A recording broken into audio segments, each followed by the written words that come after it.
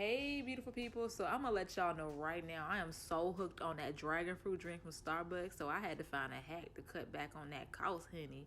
So the first thing I did was I added in 1 cup of spiced apple juice. Now it does not have to be spiced, but as long as you got a cup in there, that is fine.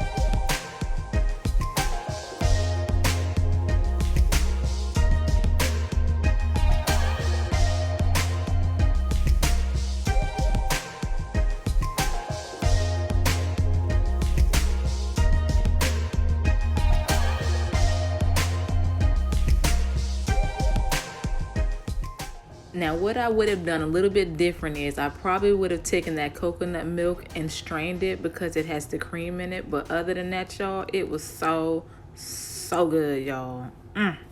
Enjoy.